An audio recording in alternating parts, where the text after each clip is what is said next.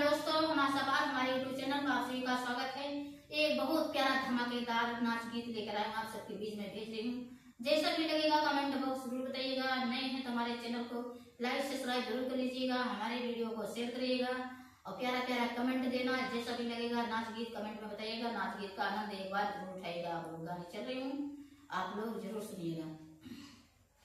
पिया मना गुबी आई गाया लुइया से, पिया मना गुबी आई गाया लुइया से, पिया मना गुबी आई गाया लुइया से, पिया मना गुबी आई गाया लुइया से। जाके बाजरिया से कटहर लिया दी, जाके बाजरिया से कटहर लिया दी, कटहर लिया दी हो कटहर लिया दी। पियाओ का कटवैदा सासुइया से, पियाओ का कटवैदा सासुइया से, पिया मना गुबी आई गाया लुइया से, पिया मना गुबी आई गाया लुइया से। कटहर काटी धोई सासु मोरी धरली, कटहर काटी धोई सासु मोरी धरली, सासु मोरी धरली हो सासु मोरी धरली। पिया मसाला पिसवैदा जेठनिया से, पिया मसाला पिसवैदा जेठनिया से, पिया मना गुबी आई गाया लुइया से, पिया मना गुबी आई गाया लुइया से। पियाया जुमरा मुड़वा धमकिया आए, पियाया जुमरा मुड़वा धमकिया आए।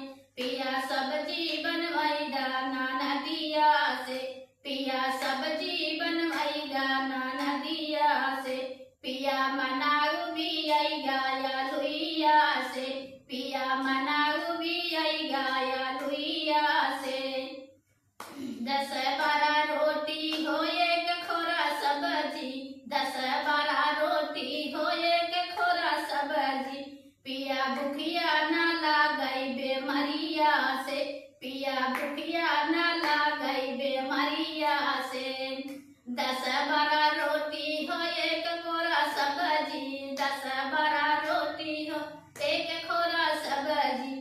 पिया भूखिया ना लागई बेमरिया से, पिया भूखिया ना लागई बेमरिया से। पिया मना गुबी आई गाया लुइया से, पिया मना गुबी आई गाया लुइया से।